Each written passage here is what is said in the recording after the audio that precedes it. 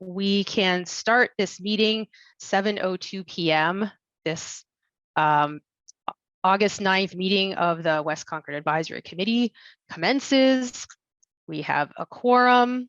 So I think what I can do is just jump over to our agenda real quick, and we'll go through a couple housekeeping items. And then we have Linda Miller here from the Planning Board. She's chair of the Planning Board, and she's going to be talking to us about the MBTA Communities Act, which has interesting implications for West Concord. So I'm sure everyone's going to be eager to hear about that.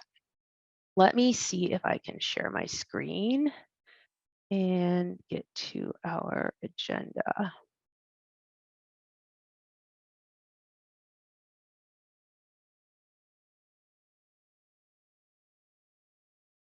Okay, well, I can just click on it right here.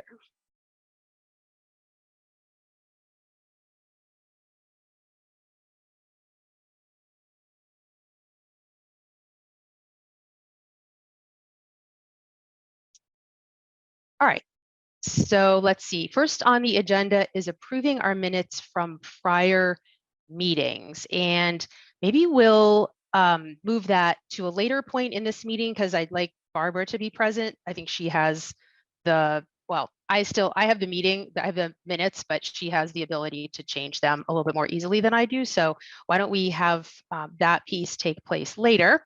I just want to remind everyone about the protocol for our meeting. Please raise your hand if you want to speak. For the comment that happens after a speaker such as Linda, we'll have the committee give its reactions first, and then we'll go out to the public to see if they have any feedback that they would like to share. So again, raise your hand and I'll call on you, and try to be brief with your comments.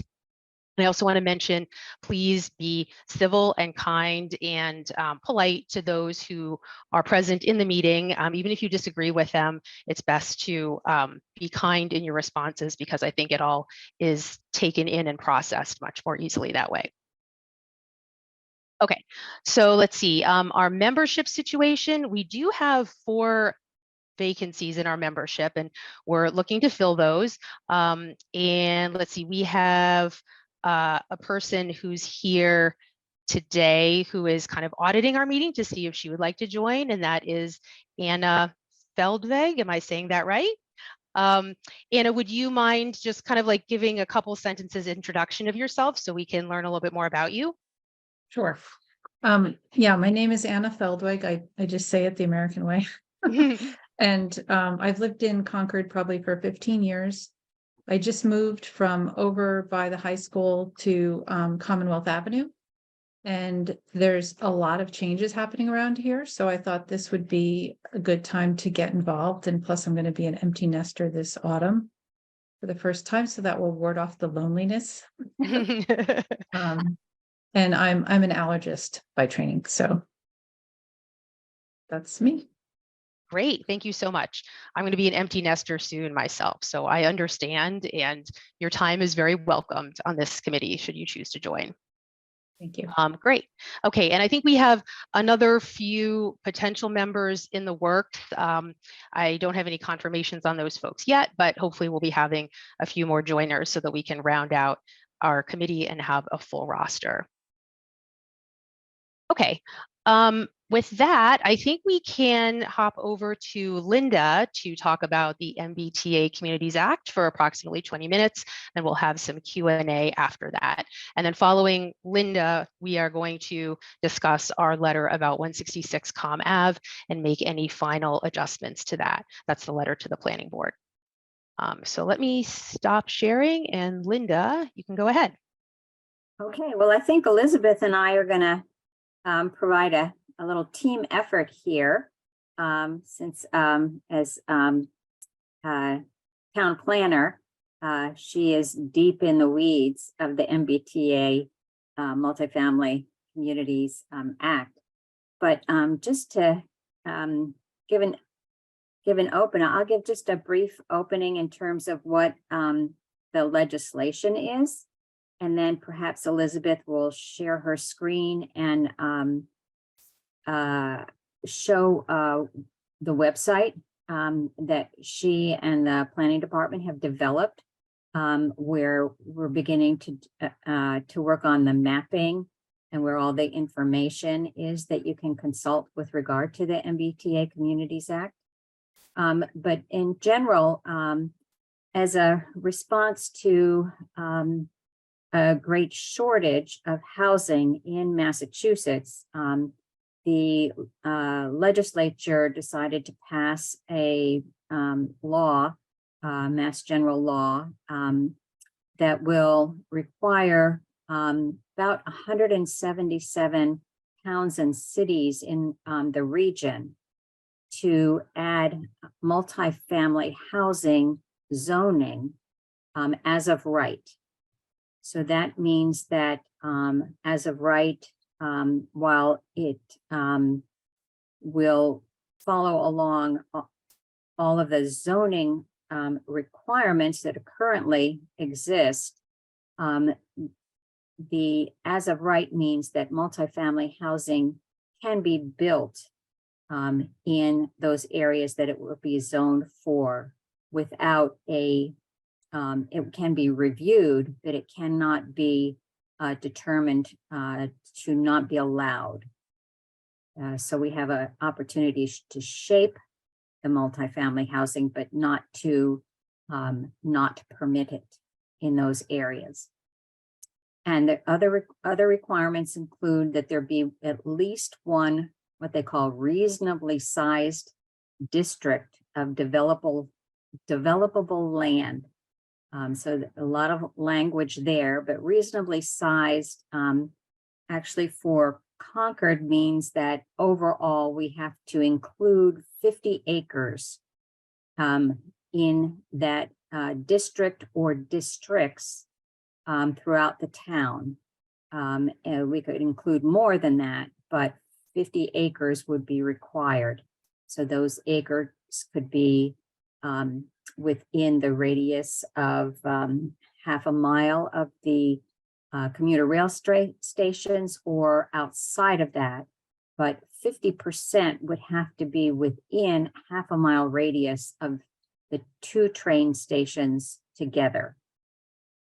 At a minimum, there has to be a fairly modest density requirement for multifamily housing of 15 units, dwelling units per acre. So you could have, so we're not talking about big high rises. This is what we would sort of call worker housing or middle market housing, from everything from a couple of duplexes put together per acre up to 3 to 4 story buildings, but we're not talking about a huge range of density. And Elizabeth can show you when we get to the show and tell part of the what's on the website, various locations throughout Concord and what the relevant densities are. And there are many examples of that level of density within Concord that you can visually see. In addition, you cannot have any age restrictions for the buildings that are zoned for. You can have senior housing, but you can't require it. And in addition, you do have to have a suitability within the developments for families. So I think those are the basic requirements that are included and that we will be zoning for. It's also important to remember that we are just providing zoning and that there is no requirement that there be anything actually built. So there's not a requirement to comply that requires building, just the permission to build or zoning.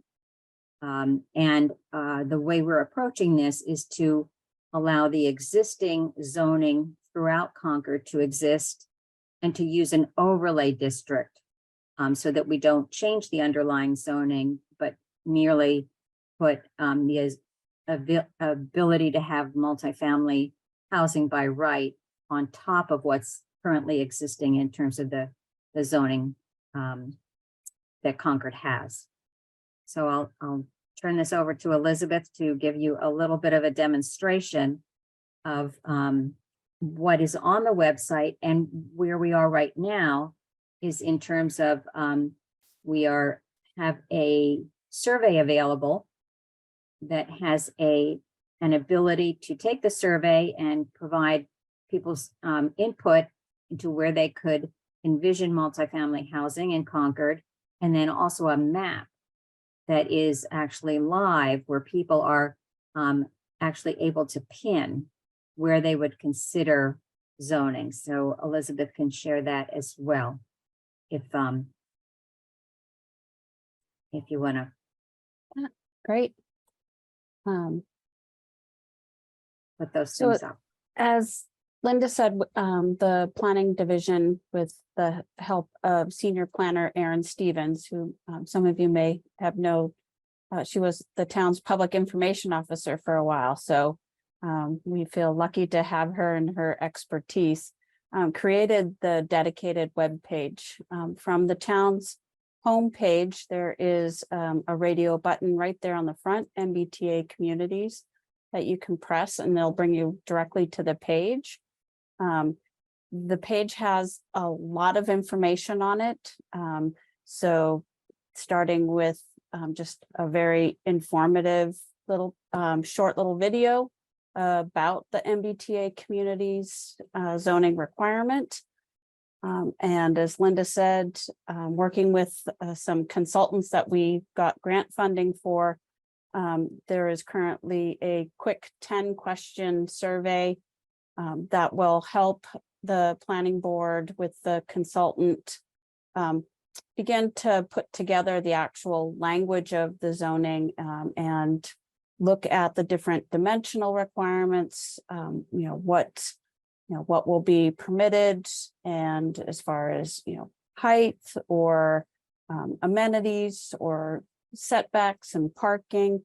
The other aspect of the zoning, while the law and the guidelines state that the zoning has to be by right 15 units per acre, many communities, including Concord, there is the option in the zoning to have incentives. So yes, a developer could do by right multifamily, but the community may decide in certain areas that they want to provide incentives to have mixed use. So commercial on the first floor and residential on the second or third floor. By right, maybe it's just residential, single story, that's all you get. But we could look at incentives to in certain areas to really define what it is the community would rather see. So the survey will help the planning board and along with the consultants lay out those different options. As Linda said, there's an interactive map where you can go to the map.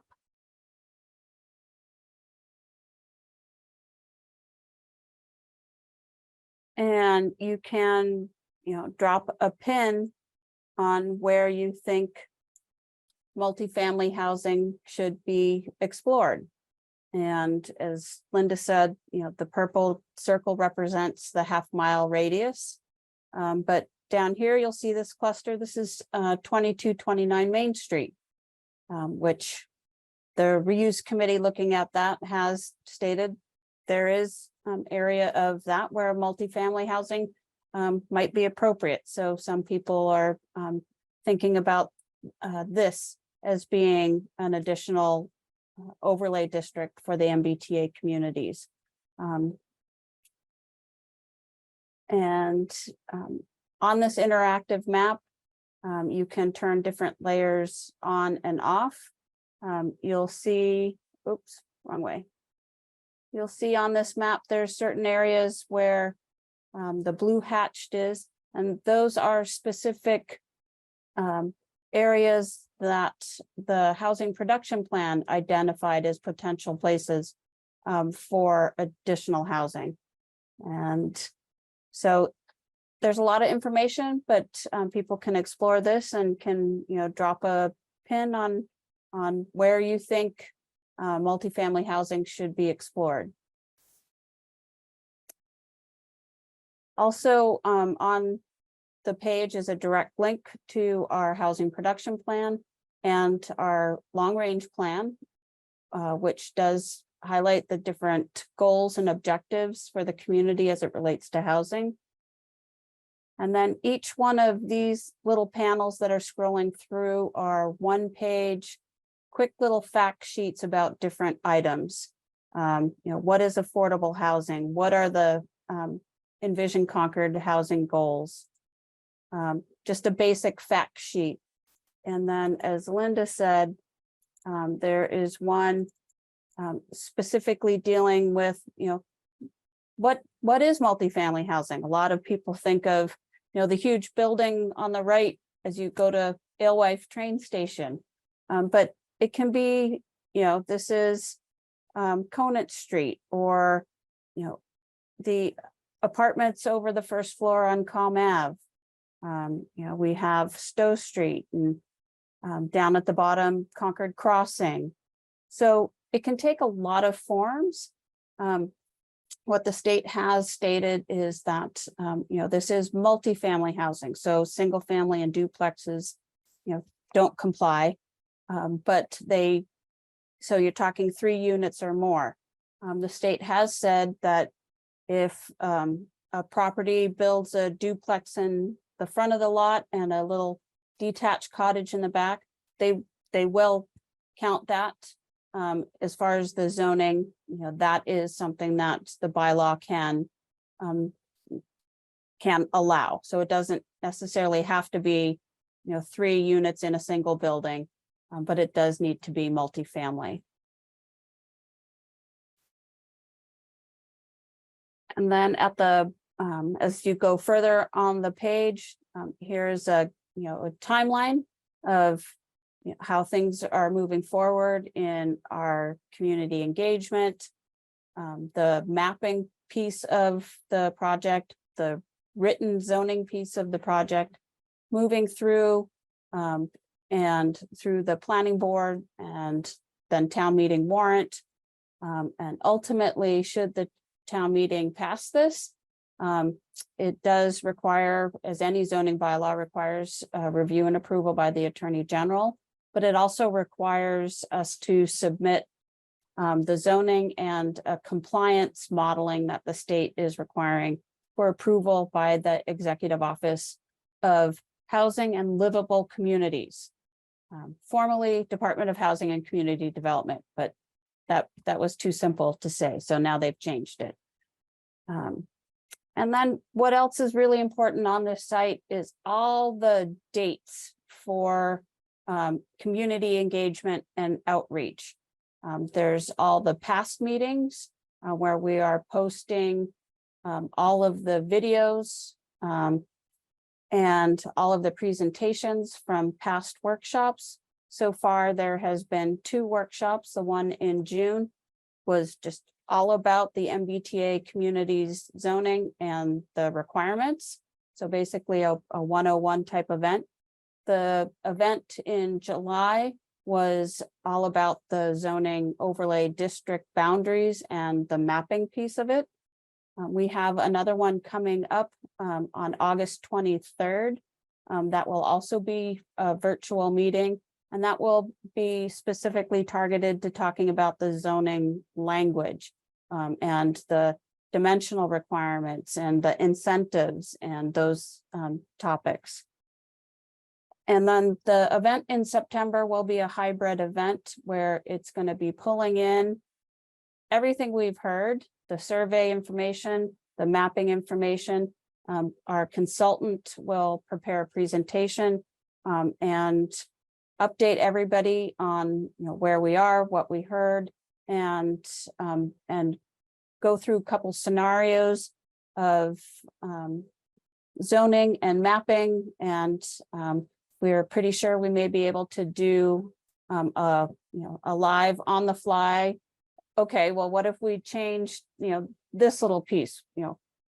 how does that change our density requirements and capacity requirements? We are also holding what we're calling connection hour, just really informal. If, come, either I'm there or Linda or Aaron Stevens, people can just come in a very relaxed setting and ask some questions.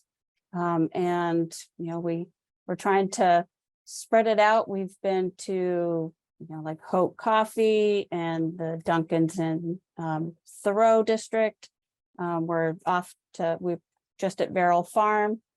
So the next will be at Neshoba Brook Bakery. You can see the food theme in there, but we will be at the 2 libraries in September.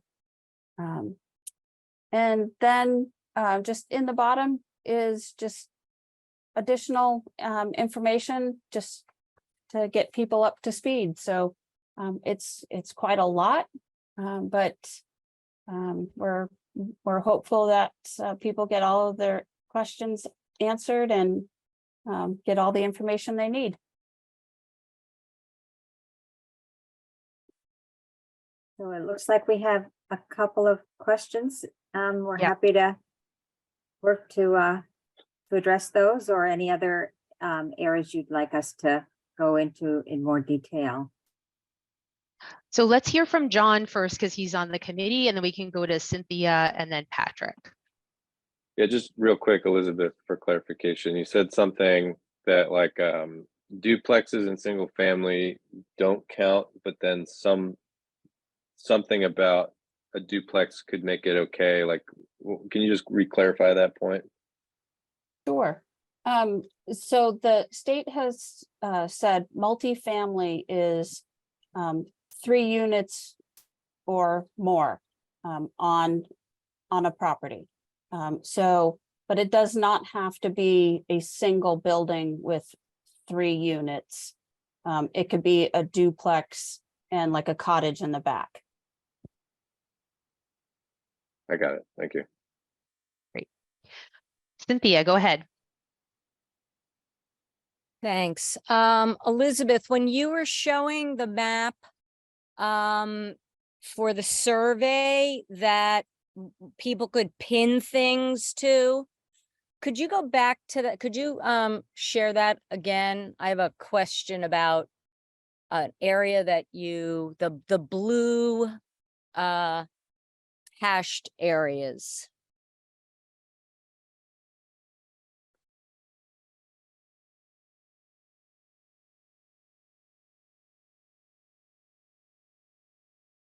So these little blue hatched areas.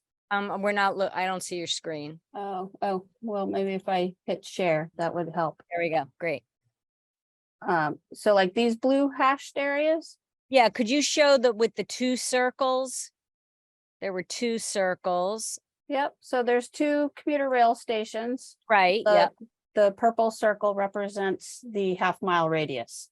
Okay, so can you say again what those blue hatched areas are and who created them? Those are potential housing locations that have been identified in the housing production plan. And who created the housing production plan? The town of Concord. So I'm noting that there is no blue hatched area in Concord Center, but there's a lot of blue hatched area in West Concord. And I'm wondering if you can talk about how that came to be.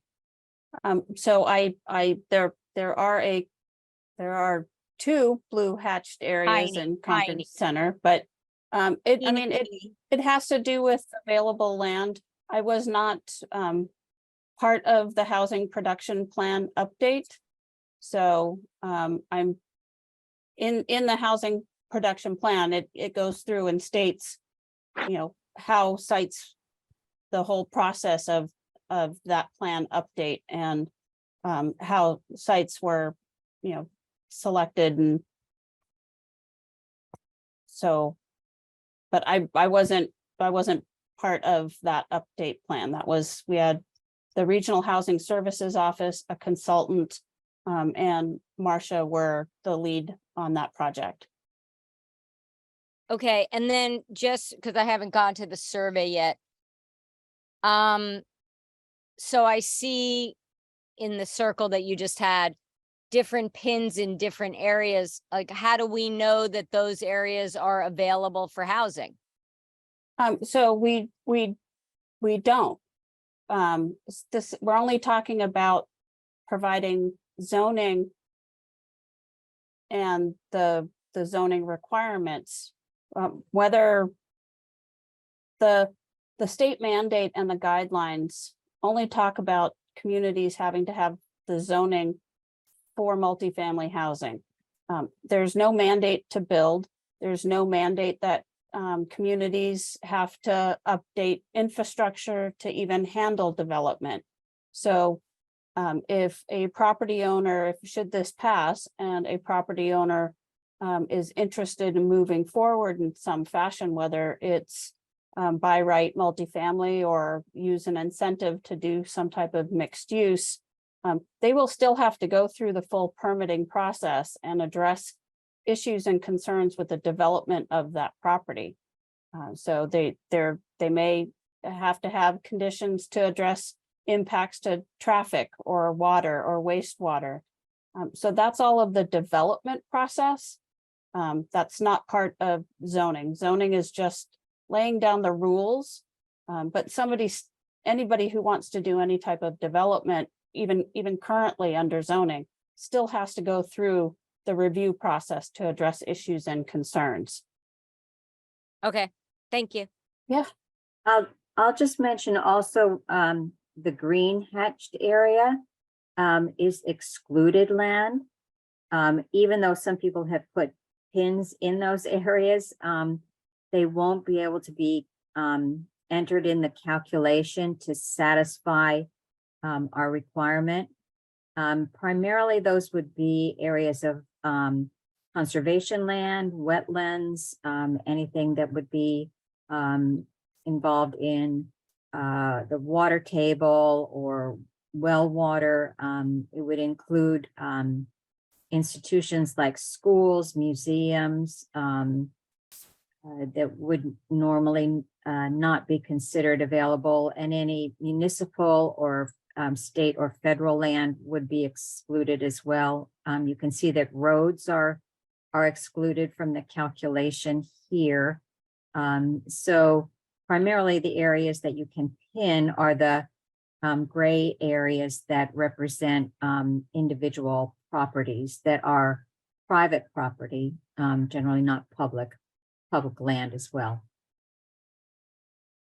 And this pinning exercise will and survey will be available through Labor Day.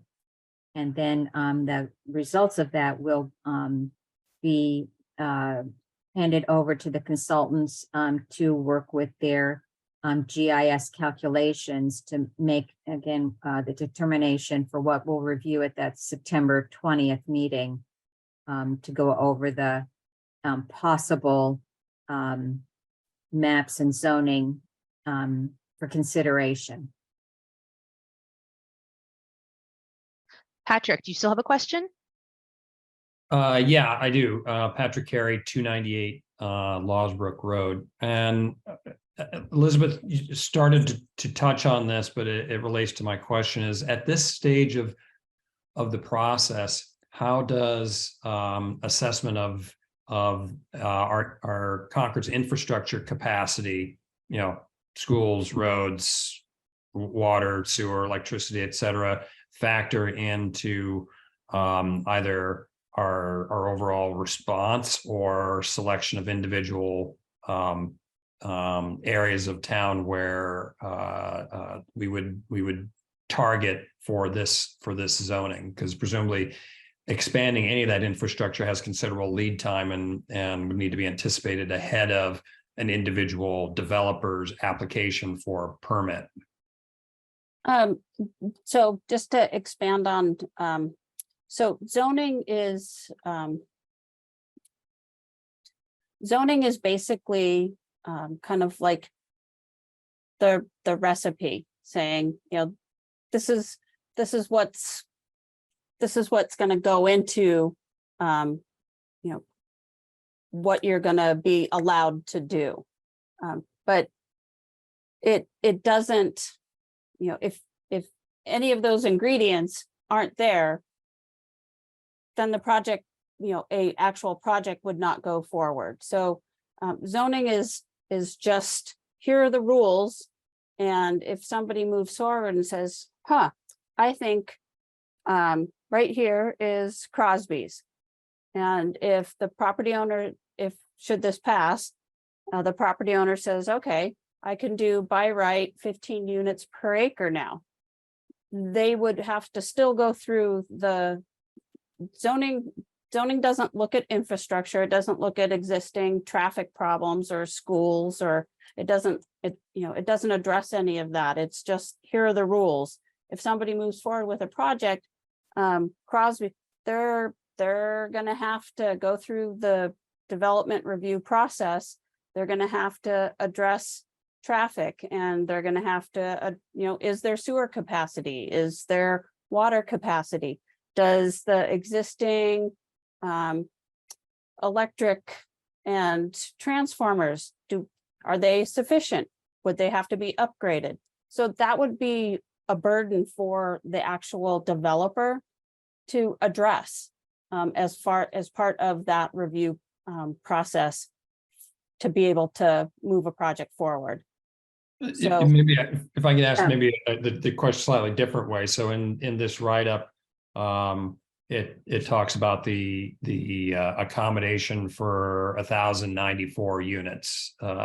So an individual developer, the school capacity is not going to factor into their approval for development. I would assume at the point that there's by right zoning. So I guess my question is the town looking at overall what the strategy has to be to ensure that the critical infrastructure is prepared should developers build per the zoning that's going to be defined?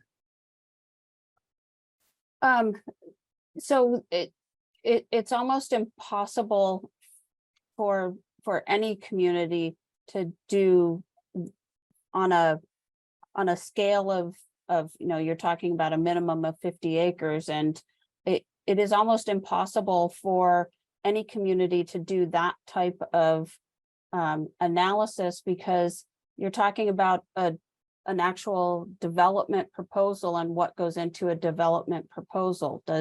So let's take Crosby's for example.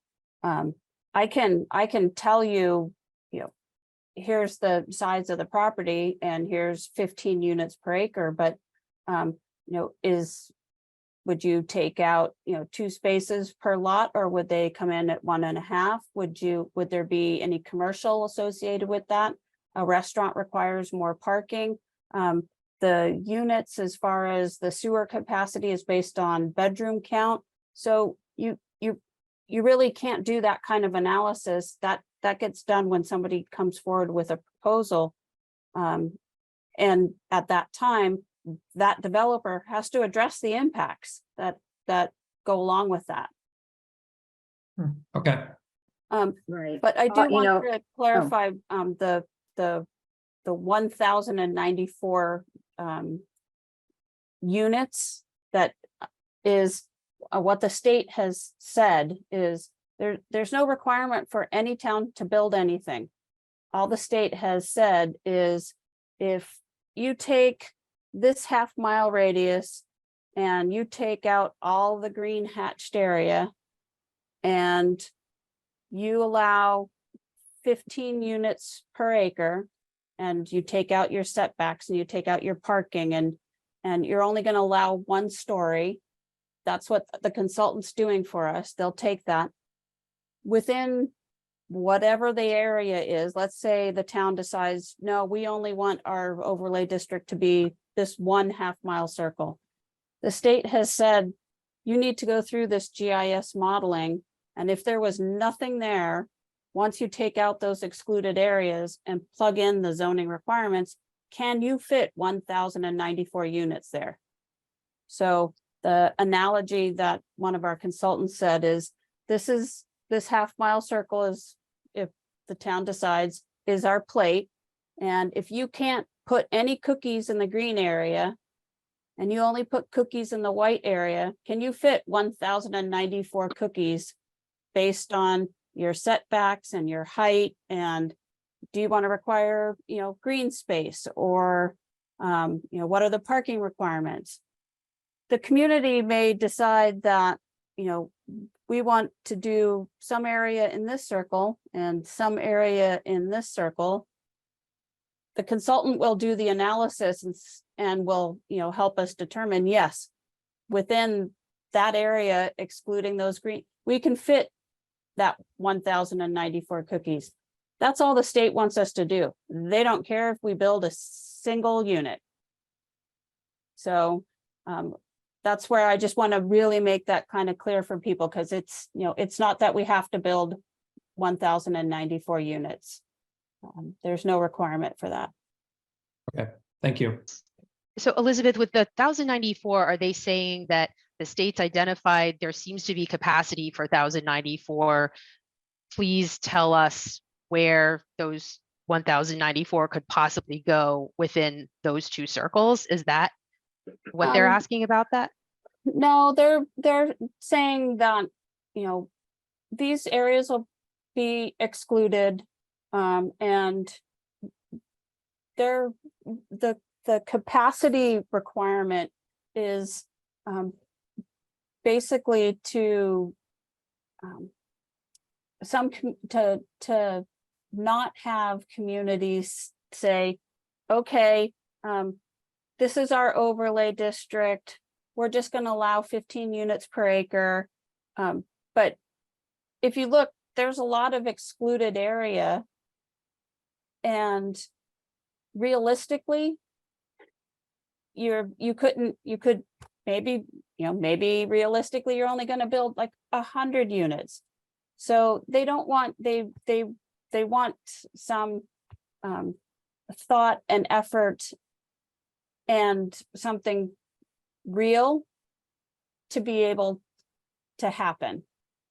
So a lot of communities would say, no, all right, so 15 units per acre, but we want 50-foot setbacks and only a single story and 2 parking spaces per unit plus open space. And by the time you throw all those things in there, you couldn't build anything anyways. So that's what they're trying to have, not happen. John, do you still have a question, or is your hand up Yeah, just from before? two Okay. questions. I guess Okay. it's kind of a follow on. I have 2 questions, but a follow on to that is sort of like, what if what if the answer is no?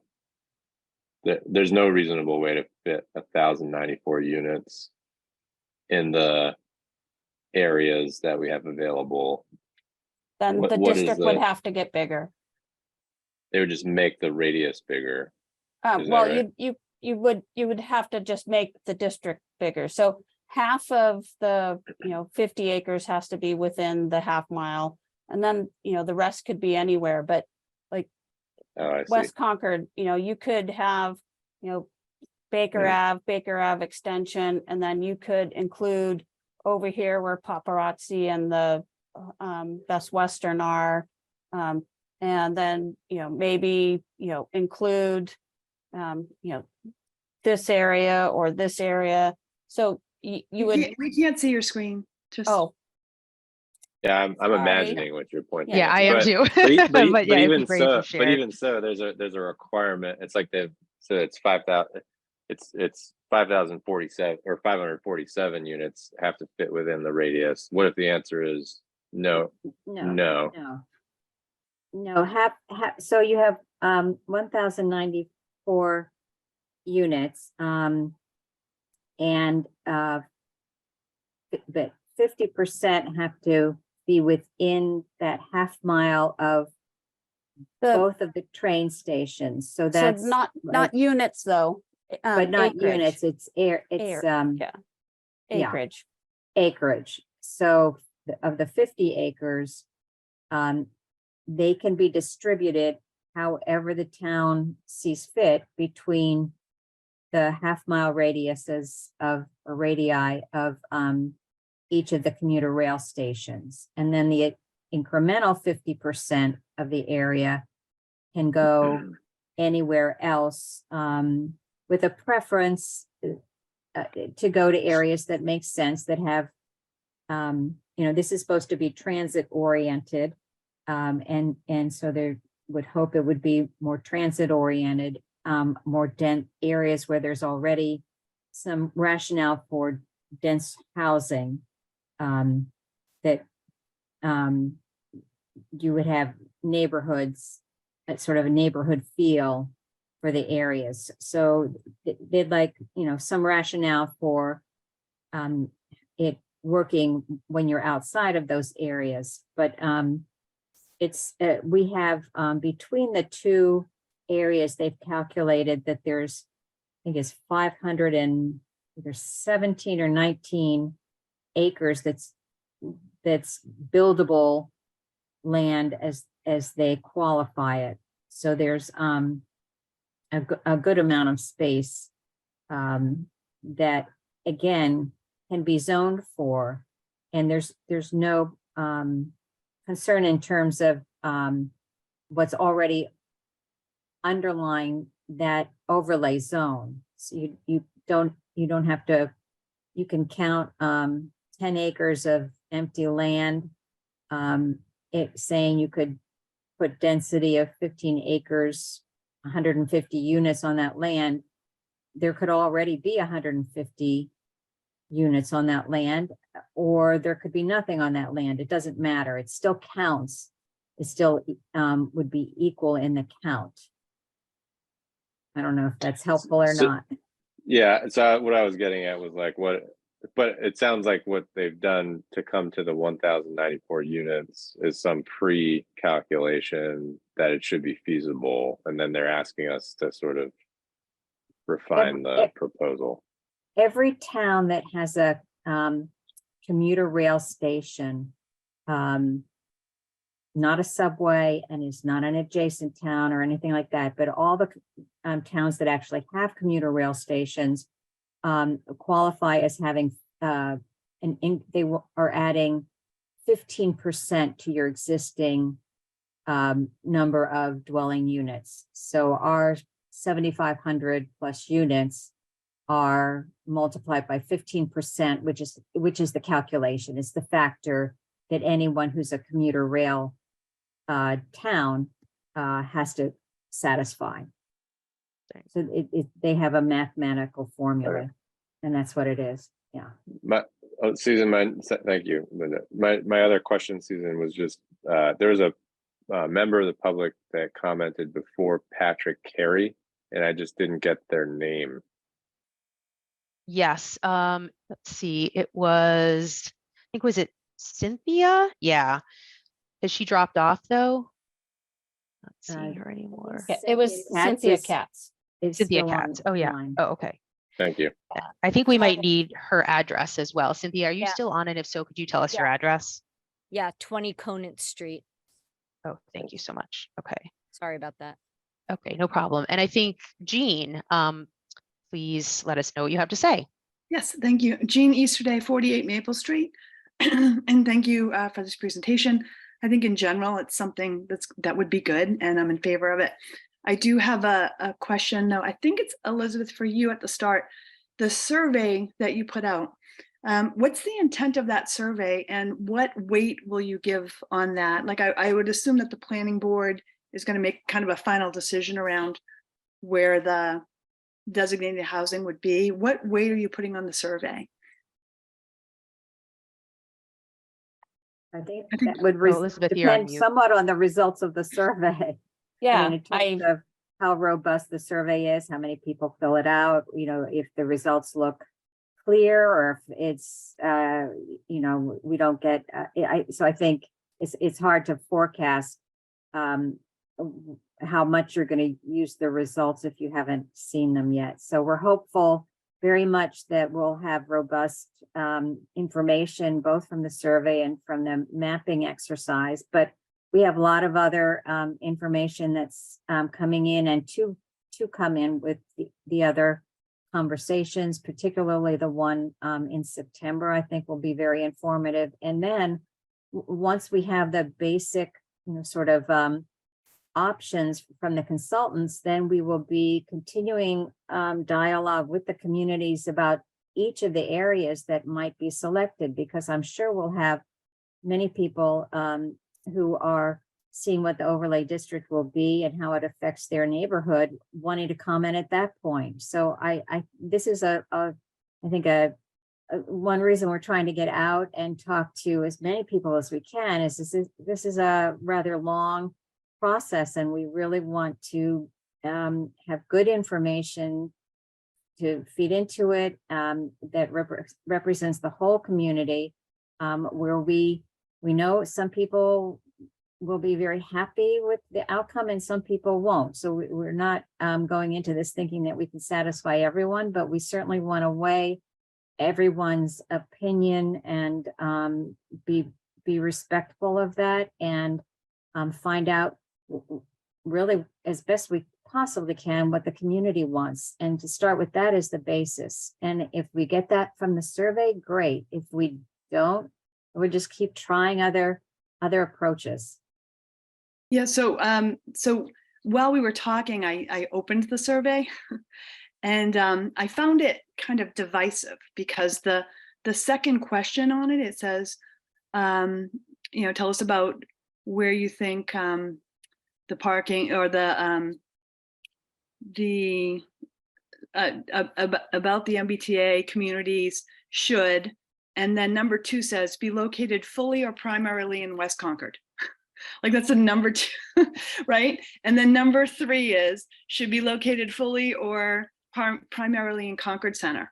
And I don't think that's the kind of message that we want to send to the community. I don't think it is. I don't think we want to, it feels very divisive. It feels like we're going to put all the housing in West Concord or we're going to put it in Concord Center. So it feels like a strange question to ask when we're just trying to be really thoughtful about the housing and the need.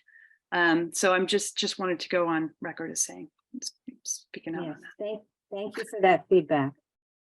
I think we know there's a great deal of sensitivity. We've gotten a lot of feedback about Concord versus West Concord. We're trying to gain that information, and I'm sorry it doesn't come across that way. But thank you. Well, it's very, yeah. And so the other thing I would ask of the West Concord Advisory Committee is let's give some good outreach to the West Concord community. I don't know how we do that, but I feel it would be great if we had a way to communicate to, to everybody, and to really be thoughtful about these questionnaires and how we ask it. Because I think we've made great strides in thinking of Concord as one community and not West versus Concord Center. So I just ask that we continue that. So thank you. Thanks for that input. Cynthia, go ahead. Yeah, I wanted to echo what Jean just said, because I think that as I'm seeing things, not just with this particular survey, but in general, there's a real feeling across West Concord that we are the second-class citizens. And it's people across the board. It's people who've lived here a really long time, and it's people who are new here. And how we're treated, how the facilities are in West Concord, the timing of when things get done. So yeah, I think it's really important. I don't know if at this point you want to think about the survey and maybe, I don't know, can you change the survey? This is the first time I've heard there's a survey, and I'm pretty up on what's going on in town. So I don't know if now's the time you might want to think about those 2 questions. Because it seems unfortunate.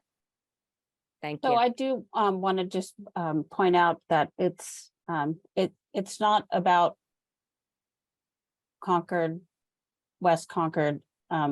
It's about 2 train stations, and that's what the MBTA requirements is saying. We have 2 train stations. You have to have an overlay district. And so the conversation is, is it one train station? Is it the other train station? Is it both train stations? And so it's, it's about the commuter rail, and it's not necessarily, one station may have better infrastructure or better ability for redevelopment than the other one. So it's not necessarily Concord and West Concord.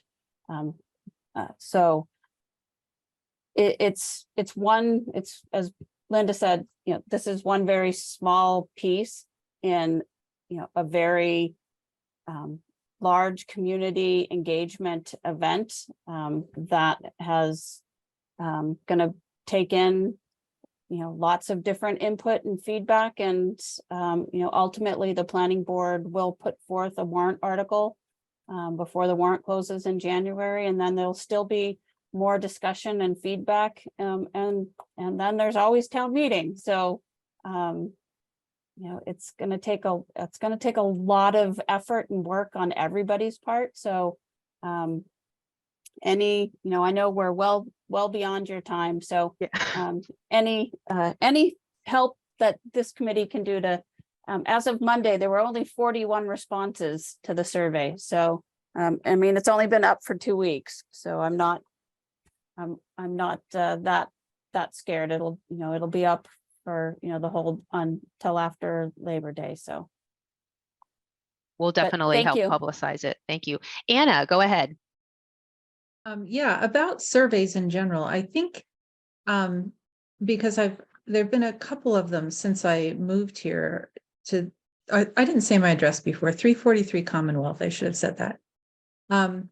But there've been a few surveys, and we have a problem with getting the word out that there is a survey. And I'm thinking maybe, and you can advise me if there's someone else I should talk to, maybe when you go on to concordmass.gov, maybe there should be a radial dial that says current surveys. And you go into that and you see all the surveys that are available to be taken. And then we could advertise in the bridge that there's this, new button that you can go to and see the surveys that are available to take, because I think a lot of people would like to take them and they just don't know about them. And it's not unique to this group. That's very interesting. Yeah, thanks. That's great. Good thought. Nicole, go ahead. I did complete the survey and I found out about it in the Concord Bridge, which I think would be great to continue to advertise in. I also signed up for Notify Me, so thank you very much for that. And I was also wondering how people felt about us. Since I'm new at this, how do you usually communicate to our neighbors and neighborhood? Is it often through next door, or what other means has the West Concord Advisory Committee used to get the word out? Yeah, I can suggest a few things.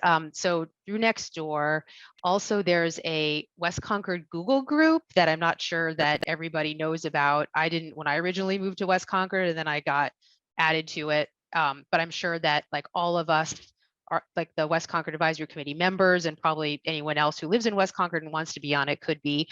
And what else? I'm trying to think. There's a West Concord Facebook page that like I have admin access to, but we haven't done anything with it for a long time.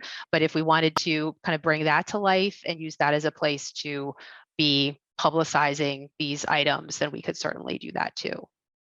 Does anyone else have any ideas?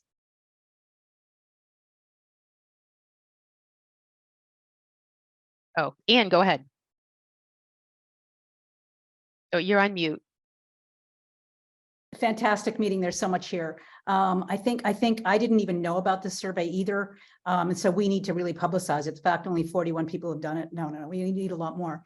I also think though, that when we're doing this planning, it's really important we acknowledge the difference history between West Concord and Concord. I'm a licensed architect and I've also studied planning for a while. And planning is famous for making classism and racism more possible, right? Concord Center probably has more acreage under historic district bylaws than almost any other town I know of in Massachusetts. Okay, and so that makes West Concord, which I think has barely an acre in historic district, it puts it in a totally different place. We need to look at that. West Concord was a place where the poor immigrants from Ireland and Italy came to work. That's not what Concord Center is about. Okay, and what's happened is the planning, okay, has put in stone that classism. Our role in the 21st century is to have compassion for our history. We don't pretend it didn't happen. A successful vision of the future is only possible with an accurate knowledge of the past. There was racism here. There was classism here. We need to look at it. And we need to change it. Right now, it blows my mind that in Concord, they have pervious paving sidewalks. They have brick crosswalks. Do you think there's one of those in West Concord? We need to change that. And this MBTA initiative is hugely important, but we need to understand it's going to fall on the two communities incredibly differently because of what Concord Center already has in place. So I think, yeah, we have. Okay, we thank you so much, Anne. I think those are really important points to think about the history and how we got where we are. I do think that we all have the ability through the survey and also through sessions like this and going to the planning board meetings to raise these points and to make sure that our voice is heard in West Concord, because I think we all want more housing choices for our community, but we all have great ideas on where those would be best placed, and we should certainly get all of our opinions out on the table. So I encourage everyone here to tell your friends about the survey. We'll try to put up some kind of like poster type thing in and around town to encourage people to take it. We can put things out on our digital channels as well to make sure people are aware of it. I have just one other quick comment, and I'll talk about this later. I maybe could talk with you, Linda Miller, about this. It's really important we get this development done. But you have to understand that structurally, the government of Concord, Massachusetts in the 21st century is at a disadvantage because unlike Wellesley, Weston, Acton, Boxborough, Hanover, Wellfleet, Cambridge, Concord, California, we don't have a design review board. I'm a licensed architect. Learning to read plans is not obvious. The problem I've seen living 12 years in Concord is the people approving the plans can't read them.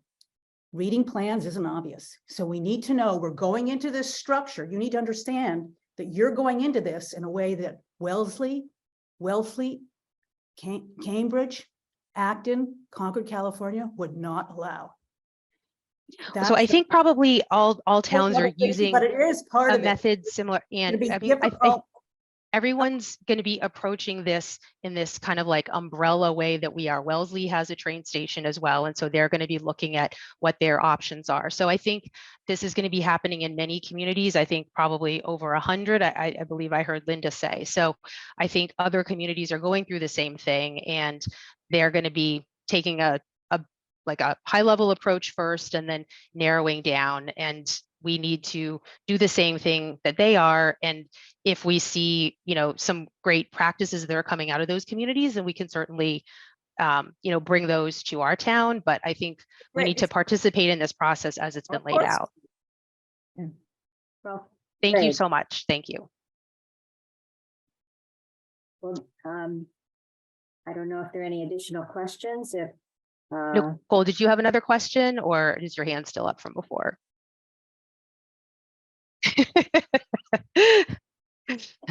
Well, I just want to say thank you very much for devoting all this time.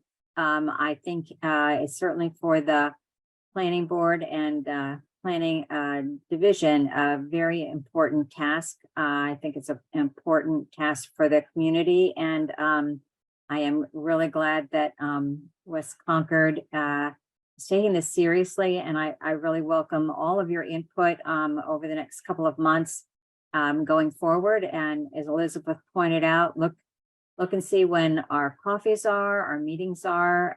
We really thank you for your activity. And if you're this energetic in August, well, we're very happy as we go into the fall that we'll have a lot of interest, support, and and good conversations. So again, thank you so very much, Susan, for inviting us, and I'll let you get back to the rest of your meeting. Thank you. Thank you so much, Linda. That was great. Okay, I believe that the item on our agenda that we kind of skipped over before was approving the minutes from last month. And so let's go to that activity. And then I'd love if people could stay on for another, say, like 20 minutes or so, the committee members, especially to firm up this letter that we want to send to the planning board about 166 Com Ave. I think this will be a great opportunity for us to work on it. So I guess I just want to ask the committee members, maybe like tell me if you can't stay on till approximately 8:30. Let me know if you can't. Otherwise, we'll assume that we're going to plow forward. If that's okay. I don't see anyone saying that they can't. So onward we go.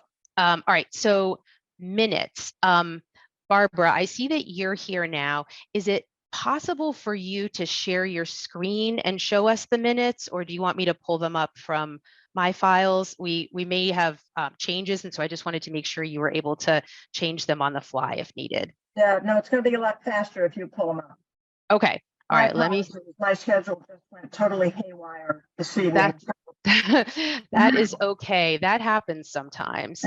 All right. So let's see minutes. Here, let me share my screen to make sure I'm not babbling to myself here. Share screen. Okay. I think these are them. By the way, thanks for doing these minutes, Barbara. We really appreciate it. Anytime when I'm here at the beginning of the meeting. Yeah. Okay, so here we've got the meeting minutes from July 19th. The folks present were all of the committee members, and then Barbara documented our visitors as well. We had some folks who were joining from the town and or the planning boards. We've got Elizabeth, we've got Linda, we have Sue Felshin from the planning board. Okay, meeting started at 7:05. Last meeting minutes were approved with amendments. We decided to have a meeting on this day. We talked about our open membership positions, and then Thomas Falwell presented to us, and he described the building that they were interested in building at 166 Com Ave. We went over questions. He mentioned that he had a conversation with the folks who own the Neshoba Bakery building, and it was not fruitful in terms of sharing parking or sharing the entry and exit driveway to the proposed building. Rivers Act compliance, and some landscaping changes were made. We had questions, the public had questions. Sue is not going to be our liaison anymore. And yes, we are submitting a memo to the planning board. Actually, it's going to be for the August 22nd meeting, but I think at the point that we were trying to sort this out, we might have said August 8th. So I'm not sure what the protocol is, if I should keep this at August 8th, knowing that we're working on the letter now and it's August 9th, or if I should just keep it at August 8th. Well, I think that's what we said on the meeting. It just needs to reflect what we said on the meeting. Right. Okay. All right, and meeting adjourned at 8:28. Anyone have changes? I know that we circulated these beforehand.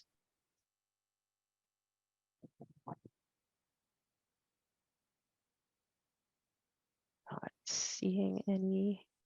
Okay, so I make a motion that we approve the July 19th minutes as written. Do I have a second? Thank you. And then I think I need to do a roll call vote, right? So do I need to ask John because he already seconded? I'll ask you anyway. John, do you approve? Yes. Okay. Anne, do you approve? Yes. Barbara, do you approve? yes. Nicole, do you approve? Yes.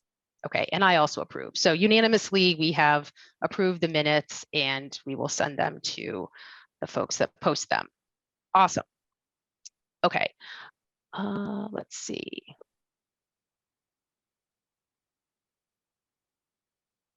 To get back to our agenda. Okay, so I do believe the next thing on our agenda is finalizing our letter to the planning board for 166 Com Ave. So we'll see if we can get through this within the next 23 minutes. I'm going to pull it up and we can provide our comments. I already got some comments from Barbara and Anne, but I'm happy to hear comments from everybody else. So let's see. I need to go back out of this.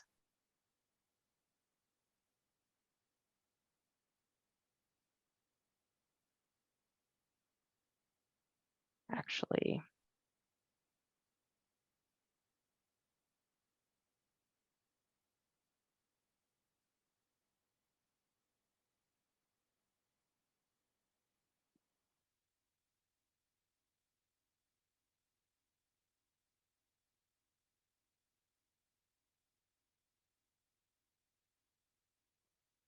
sorry, I've got to get back to my version that is the most updated.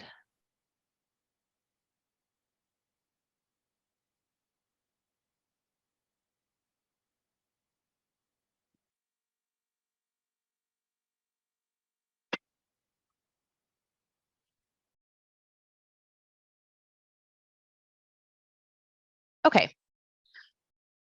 So this is our letter, which reflects, again, what I wrote, then some of Anne's proposed changes and also Barbara's proposed changes. And we can kind of just maybe read through it together and provide any final input before we vote on sending this.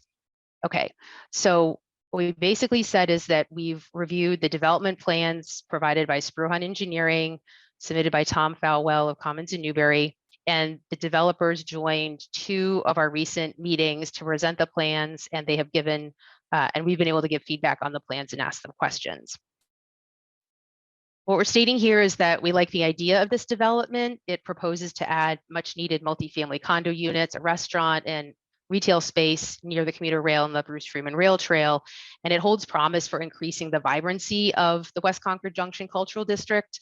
However, some of the basic details warrant further discussion.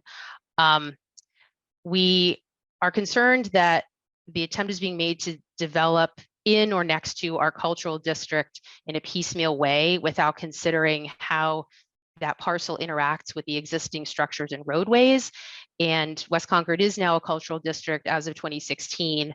And we want to encourage holistic thinking about the junction and improve its pedestrian, resident, and visitor experience as new development is created. The proposed plans, we'd like to see more fully how the project integrates with adjacent properties, driveways, and parking lots in the cultural district. Otherwise, it's hard to tell if the project will be successful as an addition to the West Concord Junction Cultural District. And so then we're going to lay out some specific concerns we have. But let me stop there and say, does this kind of like intro 4 paragraphs accurately capture our committee's sentiment, or is there anything that we should be adjusting here to better reflect our discussions? Some people have raised their hands. Hold on one sec, let me see. Okay, so we've got Anne and John.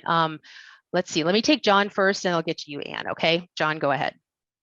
Yeah, I think the piecemeal comment is right, but I think it was a little more than that, which is that there's sort of not visibility into the adjacent lots and spaces and the interaction between, well, I guess you have that interaction with existing structures and roadways. Yeah, I think that's an important point. And then I think that if there's anything to add based on that, sort of just like the way that the plan was presented, I think it's important to make that point. And then, sorry, I'm getting a call. That's okay. 1 second. Which made me lose my train of thought.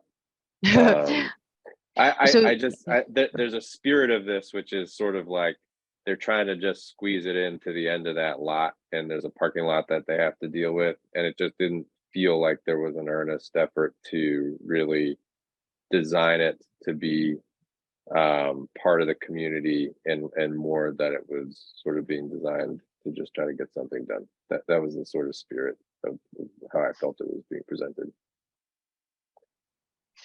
Okay, design this project to great the community. I like that sentence, and I'm wondering if moving up this about the project integrating with adjacent properties, driveways, etc., maybe moving that to this might help make the point more, because it basically stays on topic. Can't develop without okay, integrates. Yep. Okay. I kind of like those two sentences together because they more powerfully articulate what you were talking about.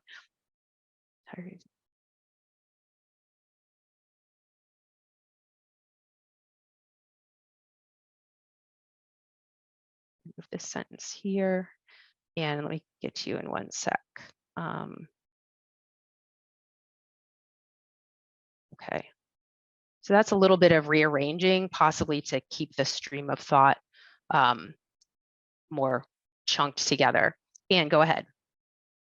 Yeah, look, I think what you're doing is great. It's excellent. It's fantastic work here, guys. It's wonderful working with you. As I think about this, though, I am in a little bit of consternation, because I think the developers between a rock and a hard place. What happened is, I don't think, now I could be wrong, but I don't think West Concord reshaped its zoning, its parking requirements, its setbacks, any of that, since it got the cultural district status. So what we're seeing here is he's designing as if we're not in a cultural district, because it's not that he doesn't want to do that. It's because the zoning hasn't been updated since 2016. In addition, it's really important that we not be in a silo. Okay, and we look at, so I looked at the Rockport plan. I sent that to you. Rockport has free parking for their whole cultural district, and they boast that's a 1.5 miles long, and it's free parking for anybody to come there. And then it's really clear when you pull up the Rockport Cultural District map where the free parking is. West Concord Junction Cultural District, I pulled it up. It's right here. We paid thousands to have this done. It shows one parking place by the train station, but most of that's not free. Maybe 1/10 of it is. And it's really hard to find. Yeah. So I think the issue is, I think we're between a rock and a hard place, that the developer's following the rules, but the rules don't reflect what happened in 2016, nor do they reflect what places like Rockport and Northampton are doing to really be vibrant cultural districts. You have to have free parking. Oh, you know what they have in Northampton? They have free parking lot signs. West Concord has nothing like that. It's really hard to find places to park in West Concord. So I think the issue is, we have to tell the planning board, this is really important, this project, but it's important for a bigger reason than they realize.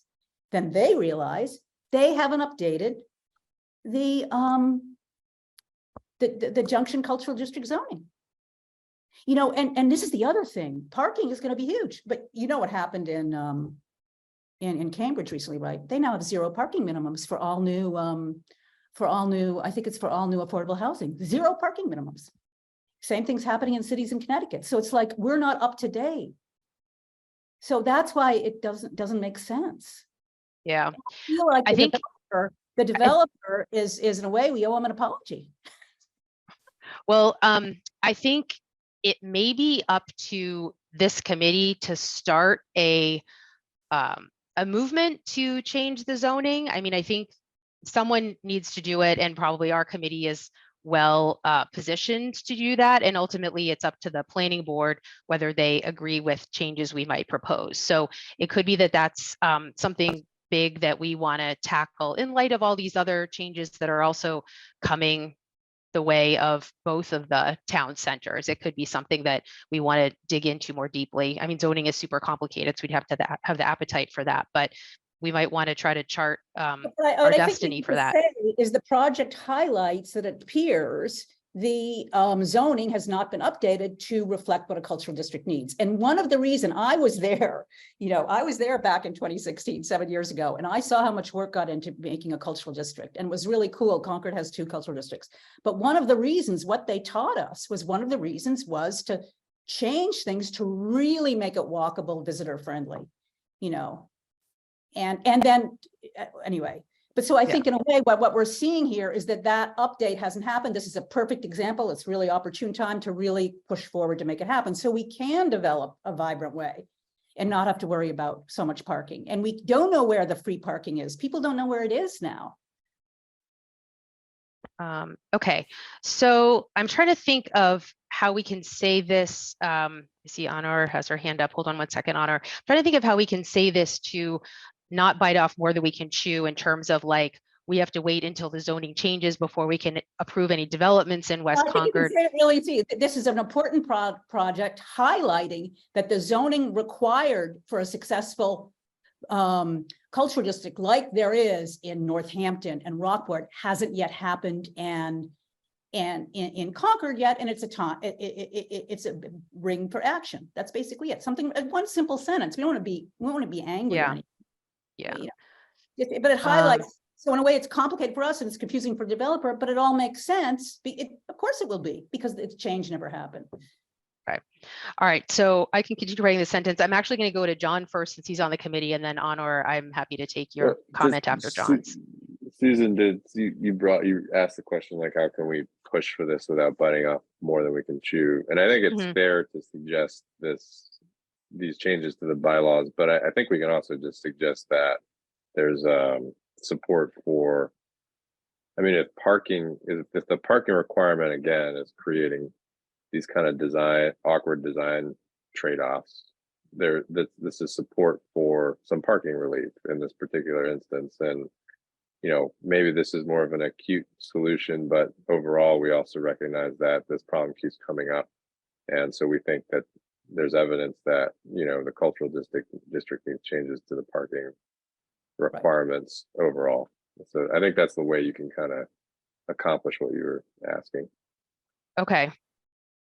I'll take a look at this sentence in a second. Honor, go ahead. Ask for or suggest parking relief for this project, but also fold it into the broader conversation. That's what I'm saying. Yeah, I mean, parking there's 2 sides of it in this particular situation, where what's being proposed to go on the lot seems like it's going to need more parking. Certainly has been allotted for in the development, and there's question on both sides of like, where do we find all of that parking that is extra that's going to be needed for this, and are they building the right thing on the lot given the fact that the parking on the lot is going to be so reduced? So yeah, I think we need a parking study or something that's going to help make this more. Yeah, and not to jump in on you or anything again, but remember the arguments on the other development were, well, this is near a train station, it's a walkable town. Do you really need any parking at all? And that's basically the same mixed use building, right? And so I think we can make the same kind of arguments, or they can make the same kind of arguments.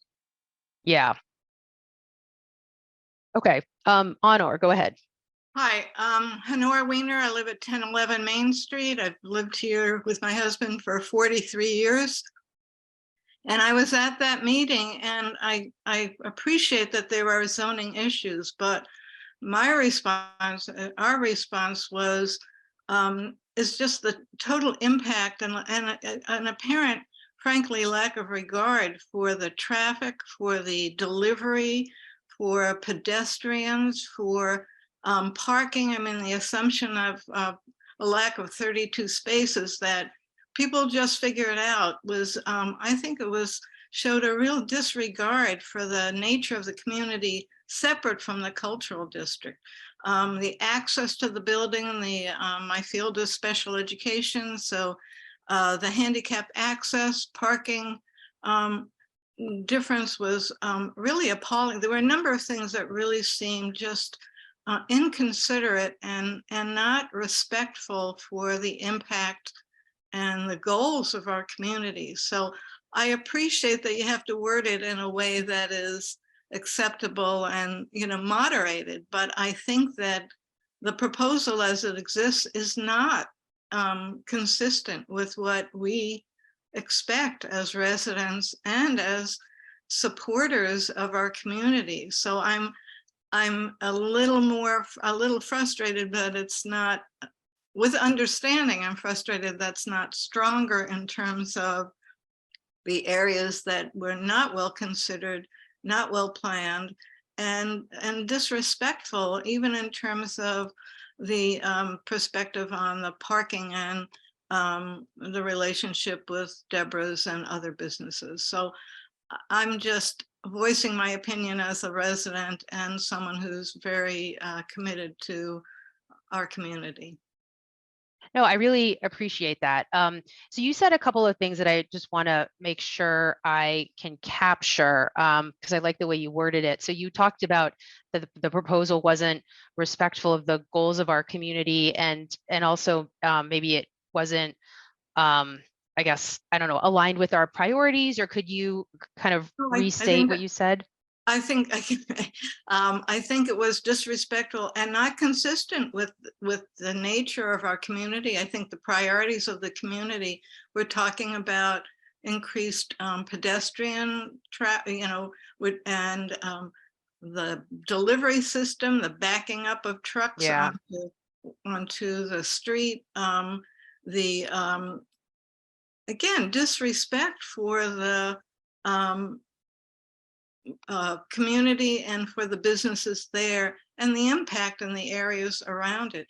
You know, I think there was comment that it's just too big a project, it's just not well orchestrated, and I found the presenter, you know, again, I'm just saying it, I felt like it was disrespectful and offensive in many ways to say, oh, well, you know, people can just park somewhere. I mean, I walk to West Concord in part because I live close by, but any one of us knows that getting to Deborah's and parking to frequent the businesses there is already very challenging. So I'm just suggesting that a little more direct and clear reflection of the concerns and the perspective of community members, you know, that I'm trying to share is very real, and that's my request. Thank you for those comments. I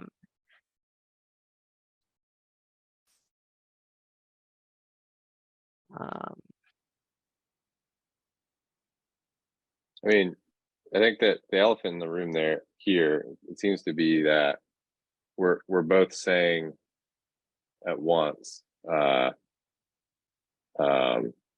they need to have parking, but also they shouldn't need to have parking, right? So I think there's it's kind of to Anne's point at the beginning, of like rocking a hard place. Like, what's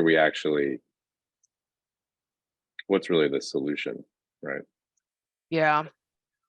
I mean, maybe it's like that whatever is built on that parcel would have a different profile in terms of the amount of parking that it needs and or the amount of coming and going that would take place from the development. I don't know. Like, I'm not sure what the solution is. I'd love to hear from, let's see. Let me hear from Nicole because she's on the committee, and then Jean will move to you. Okay. And then Anne. Nicole, go ahead.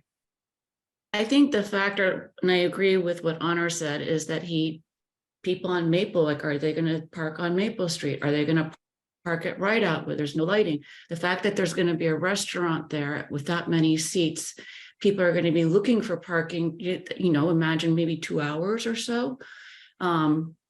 per seat or per table.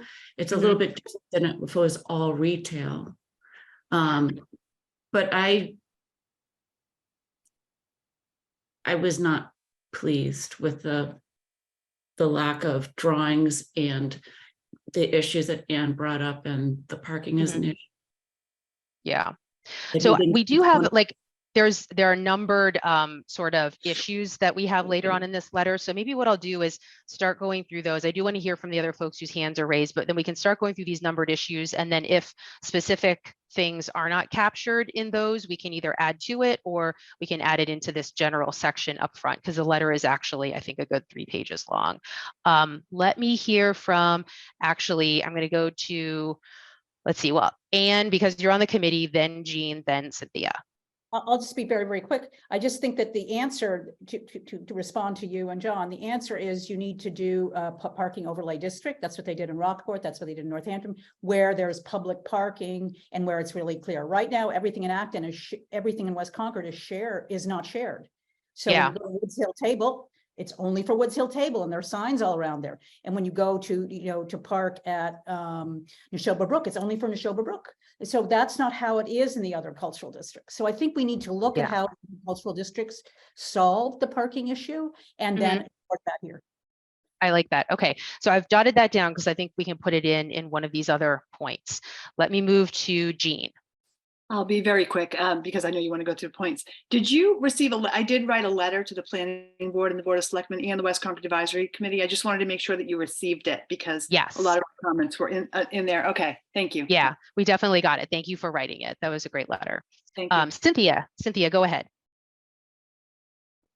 Yeah, thanks. I was on the call or a couple of the meetings when the developer or the lawyer, I think it was the lawyer for the developer, presented. And, the feeling that I got, I think has already been articulated, was like, it was a total disrespect for the community and for what our community needs were. And the attitude of, well, this is a hard lot to develop. And there's nothing we can do. There's nothing I can do. It's a very dangerous area.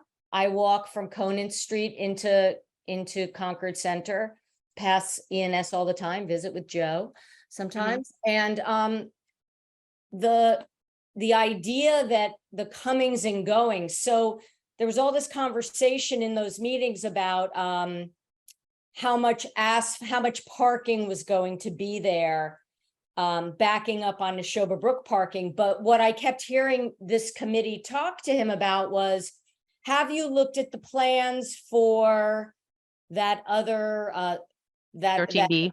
Yeah. Mhm. And those meetings went on for that development. I mean, I couldn't believe how many times they kept coming back. So I guess as a resident of West Concord, I'm a little confused how nothing's changed in this plan. And he hasn't taken into consideration a lot of the feedback that he got from you. And yet it's going to go to the planning board and it's already on the zoning board's, the ZBA's agenda. It keeps getting continued, but I don't understand how it's gotten that far when he has not made any modifications around what the site is going to look like. So that's my comment. Yeah.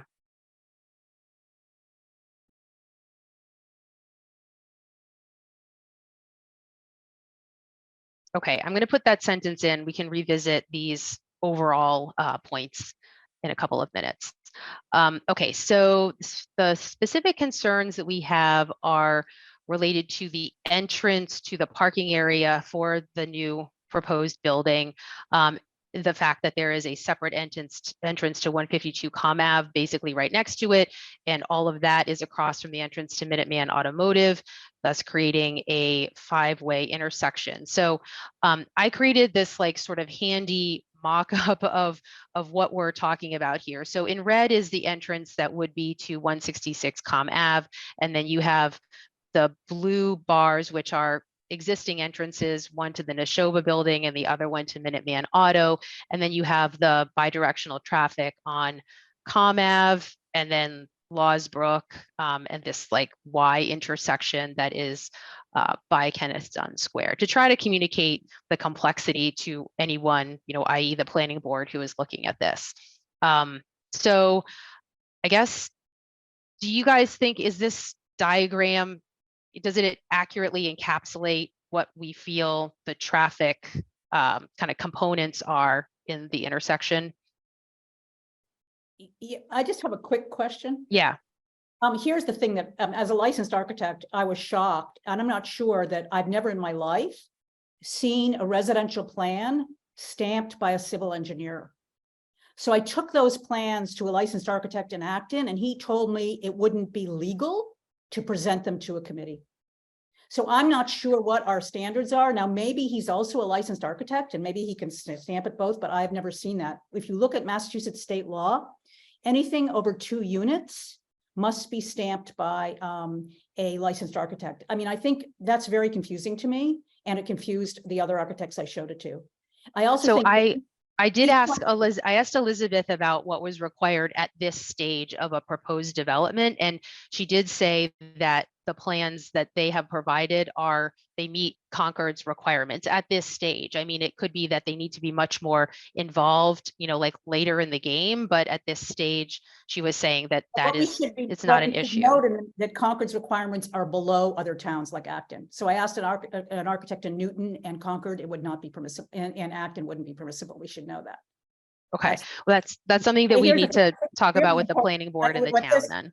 But this is really good. I think this is really good. The fact that they didn't even show, that's what shocked me. I'd never seen a plan that didn't even show. The plan they presented didn't even show the driveway access points, which is a crash site, according to Ron Holzinger, directly across from the new driveway they're proposing, the new driveway entrance. They didn't even show that. Yeah. So this is kind of like the dynamic in play in that general area where the proposed building would be. Let's see. I thought I moved. Let me go down here because I actually intend to move this piece up next to where we have the information about the intersections. So this is some motor vehicle accident data that Anne was able to reach out to get. And basically, it kind of shows this is during this year, current year to date. So up through July, it shows the different accidents that have transpired in West Concord. And so you can see a good amount happening on Main Street here. And then as we go on to Com Ave through West Concord and at the Y intersection, there certainly are some accidents clustered. So we're concerned about the fact that these accidents are already here in our ecosystem, and this new building and its kind of, driveway curb cut to get into whatever amount of parking spaces end up being there is not going to help the situation at all. There is, and this, I guess, did not hang together as I wanted it to, but essentially this is crash data in West Concord. Basically, if you can read, this is current year to date, and this is 2022. We have accidents in Concord proper, we have accidents in West Concord, and there are more during each of the periods that we're talking about.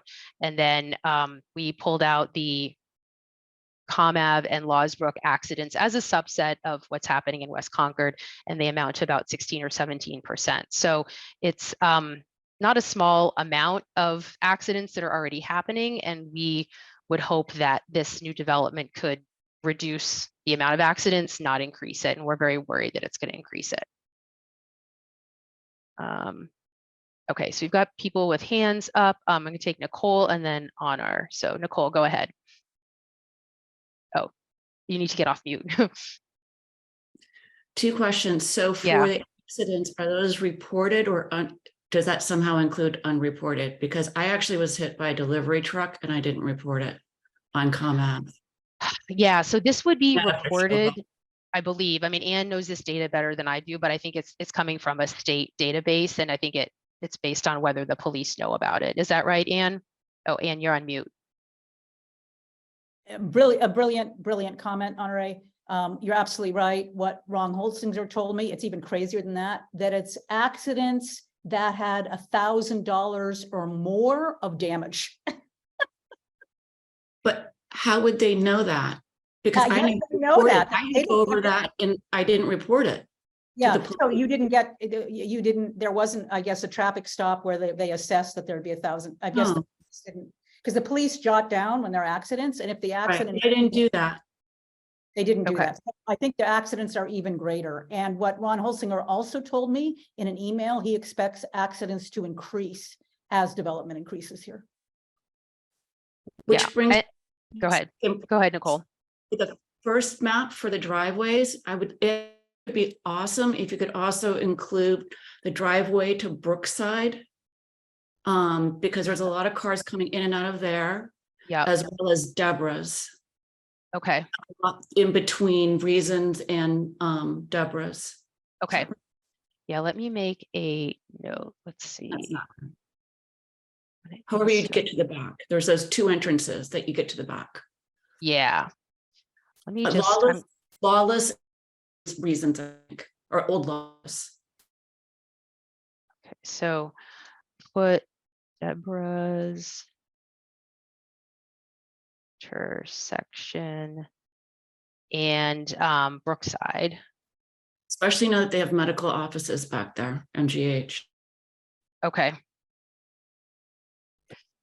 And did you say something else about Lawless? Is that a road or a business? I know there's Lawless opposed. Lawless is the upholstery business that was on the other side of the entry. I believe it's to the, if you're facing Reasons, it's the left of Reasons, that Okay. entrance. Okay. Okay. All right. Throw that on there. So I'll need to circulate this after the meeting at some point for us to all approve it before it goes to the planning board, because this diagram will require a little bit of fixing. Across the street, just so we don't confuse things. Lawless has moved across the street. Oh, okay. So they're no longer at their previous location, is what you're Correct. saying. Okay. So I guess I'll say previous Lawless entrance. Has anything gone in there yet? Any new businesses? Yes. There's a pottery store there now. Pottery stores there. Oh, yeah. All right. Pottery. Okay. Let's see. And Honor, do you have another comment, or is your hand up from the past comment? No, Mike, I haven't had a chance to look at it all, but I think some diagram or reference to the trucks that can't turn around and need to back up, because that impact is going to have enormous.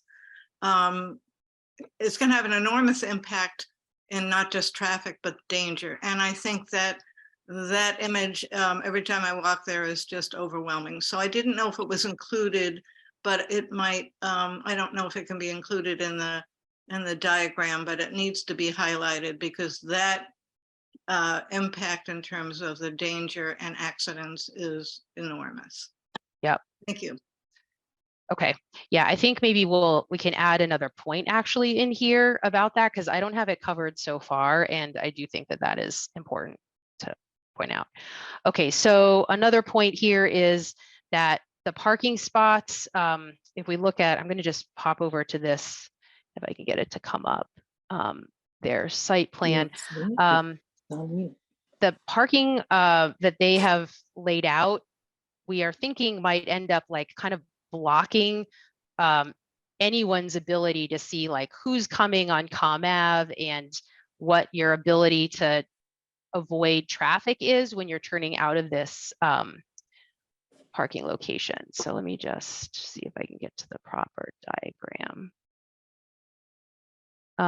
Yeah, I think this maybe shows it the best.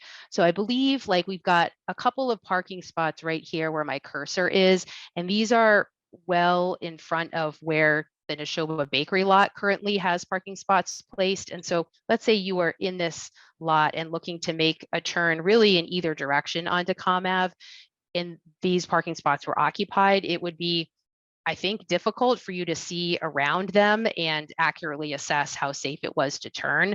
And that could be the cause of additional motor vehicle conflicts with each other. So if Yeah, you go to this right. site, you'll see how having something in this Yeah, part of it. space as you're trying to turn would be obstructive. So we put that into this. Let's see. The placement of the parking lot prioritizes parked vehicles in the visual field rather than prioritizing the building, and it's unwelcoming to pedestrians and folks who would be on bicycles or on foot to be approaching this building and just see a big parking lot. Oh, I do see some hands up, which include Joe and Cynthia. Why don't I call on you guys to see if you have something to say about the previous point. Joe, go ahead. Yeah, Joe Soberg, owner of 166 Commonwealth Avenue. Just want to talk about the traffic going in and out of the parking lot. Okay. Now, I've owned it since 1978. And Mhm. when we were pumping gas, we had tractor trailers, cars going in and out of there all day long. And there was a ton more traffic than what this place will generate. And we never had an accident out on Commonwealth Avenue and Losbrook Road across from, say, Minuteman Automotive. If there was any accidents on that corner or the triangle at Kenny Dunn Square, it was always Commonwealth Avenue, Losbrook Road, going down towards the Rotary. There was never any accidents that I ever remember out at that end of that parking lot. And we had, like I say, we had a ton of traffic going in and out of there buying gas all day long and never had any problem. So, and it was probably a ton more traffic than what they think this place is going to generate. Because you figure, if there's the apartment buildings, how often are those people going to go in and out of that apartment building during the course of a day? What is it, 30 cars? Maybe they'll go out once, twice a day. Who knows? But it doesn't sound right to me the way they're talking about it. And as far as accidents, I've been there for 53 years and I've never seen an accident out across the street there. And I'm there practically every day of the week. So just so you know, I think the numbers aren't probably right. Maybe there's more accidents down on the other corner because people coming around that corner can't see around the bridge if they have a low car. And the horns are going all day long because they come screaming around the bend and they can't see over the bridge. And that's where all the accidents happen. So I just want to put my, 2 cents in about that. Okay. No, I definitely appreciate that. And I'm wondering if maybe some of the relative accident-free moments that you witnessed were because, that lot right now does have a lot of places where, well, not a lot, but like 2 places really where people can primarily enter and exit. It would be, on ComEv heading towards the Rotary, and then also kind of like at the intersection of Losbrook and Com. So there's more ways to get in and out at this time, and this development is going to constrain that to just be one place where folks would need to get in and out. So not sure if that's going to tighten things up. The traffic going in and out from our entrance and the bakery entrance was probably the same. The bakery entrance was probably the same. We had a lot more. And across the street at Minuteman Automotive was probably I would say the same, because they had an automotive. It was actually Concord Chrysler Plymouth where they had cars going in and out of there too. But I like I say, I never remember any accidents at that intersection. It was always down headed towards the Rotary. So, Okay. And then the other one that it came up a little while ago was one guy that got hit on his wheelchair there. I don't know how long ago, it was probably 6 months ago. But the problem is he was crossing that intersection and there's no crosswalks there. There's no crosswalks there. There's no crosswalks across the street. And there's a ton of people that, adults and children that go back and forth going to Ride Out Playground, and they, there's no crosswalks, so nobody slows down. Yeah. And that's trouble there. Yeah. So, No, I know but we've definitely talked about that for sure. yeah, that's a big problem. Okay, well, I appreciate that perspective and the history about the traffic that you've seen. Anne, I'll take your comment, and then also Cynthia after you. Go ahead, Anne. Cynthia, you go first. Go on. Yeah, I think the fact that there's no crosswalks in that area is a real problem. Everybody crosses there. It's the only way to get there without walking all the way into West Concord to cross. But my other question is, as I was looking at the plans, there's one driveway into a parking lot. How are delivery trucks for that restaurant going to function? Yeah, so I think that situation was brought up a bit in the planning board meeting. It sounds as if delivery trucks can come into the parking lot area, nose first basically, and then when they need to leave, they will have to back out into the traffic, unfortunately. I think that is currently the way that would be proposed to deal with that. Wow. Yeah, and so that's a point. Wait, who brought up this point? Maybe it was you. I'm kind of losing track of folks, but it might have been Honor actually that brought up the point of the backing out of the trucks, and we're gonna, make that a point here so that the planning board can evaluate that. Let's see. Anne, do you still have a comment? Yeah, just quickly, it's almost 9 o'clock, so I think we need Yeah. to get buzzed through here. And then, Yeah. and just, these don't have to be perfect. We just need to get them Yeah. there.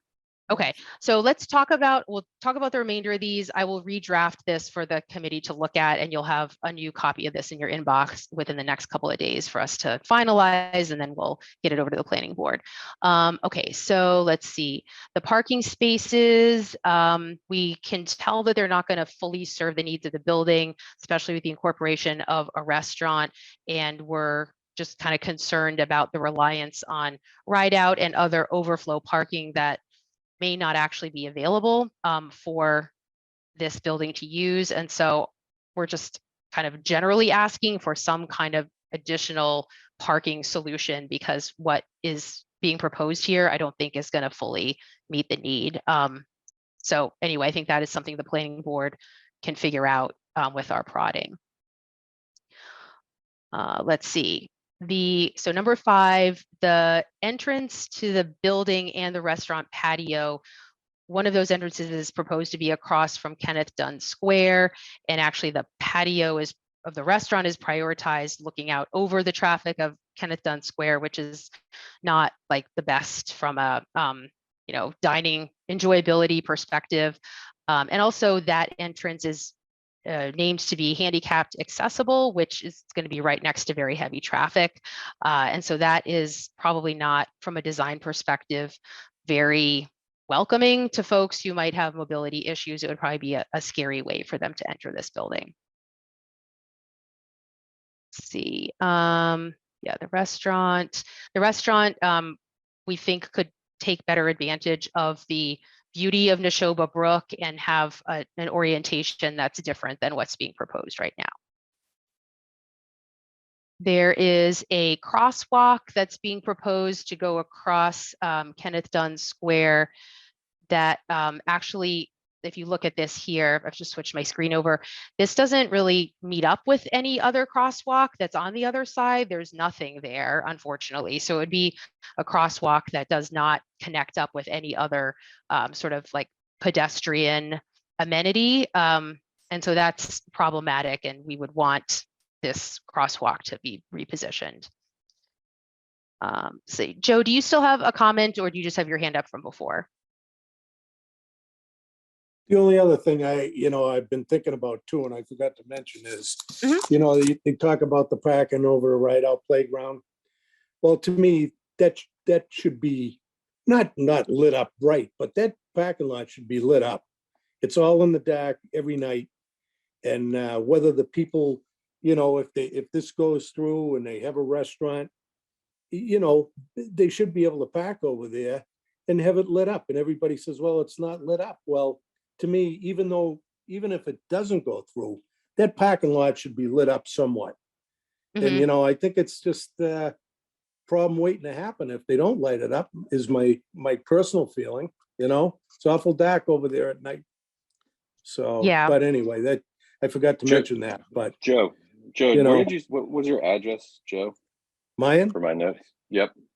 I'm the owner of 166 Commonwealth Avenue. I live in Acton. Thank you.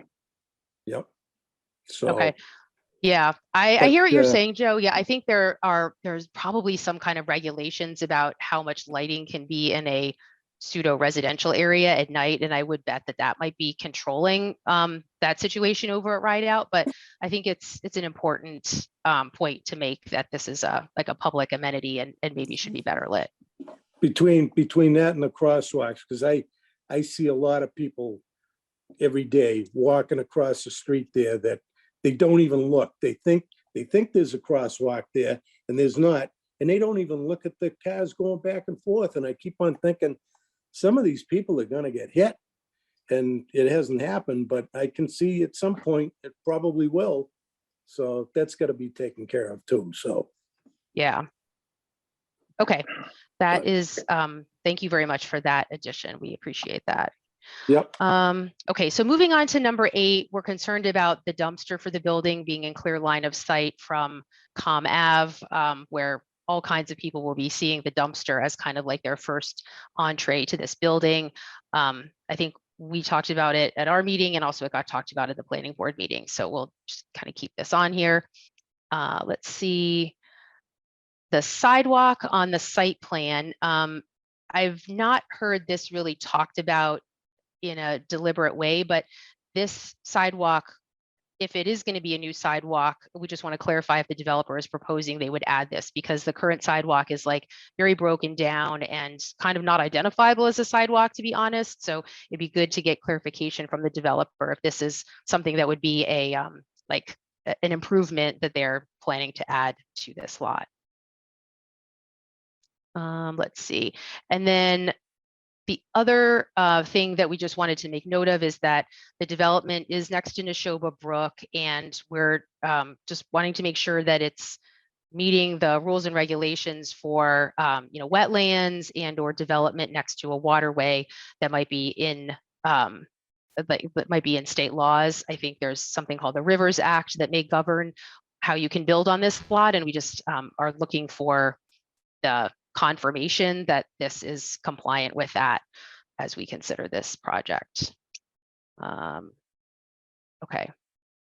Let's see. And then like finally at the end, what I wanted to note here is that we have not really talked about the facade or the external appearance of the building, because we've been very focused on these basic features of what's been proposed. And we are hoping to continue the dialogue and weigh in on those elements of this plan at the appropriate time. But right now, it just seems like there's a lot of low-hanging fruit to sort out related to safety and the circulation and parking, et cetera. And so there just hasn't been time to weigh in on the exterior, but I think we want to put forward to the planning board and ZBA that we welcome doing that at whatever point is appropriate. Okay, so I think that takes us through everything. Does anyone have any final comments about the things that we've noted here or clarifications? I've tried to jot down new ideas that were proposed. Anyone have anything additional here as we try to bring this meeting to a close? I'm going to stop sharing so I can see everyone. Joe, you still have your hand up. Is that just from your past comment, or Joe just... Sorry about that. No. Oh, it's okay. Sorry about that. Happens to the best of us on Zoom. The eternal hand. Okay, well then what I would propose is that next steps on this letter are I am going to take your feedback and add it to this, and then we'll circulate it to the committee members for everyone to independently give me their feedback and or say that they like the letter. And then once we get everyone's input, we'll finalize it and send it off to the planning board. So I really appreciate you all hanging in today. I know that this was a very long meeting, but I think it's really worth it to get this letter right. And we love all the feedback that we got and keep it coming. So I guess I'm going to make a motion to adjourn the meeting. I think I can do that right as the chair. I motion. Okay, Anne seconds it. I'm going to do a roll call vote in order to make this official. So, Anne, do you approve ending the meeting? Yes. Great. Nicole, do you approve ending the meeting? Yes. Okay. John, do you approve ending the meeting? Yeah, and also, by the way, I think it's okay to say any opposed, Oh, okay. just to make your Well, life easier next time. yes.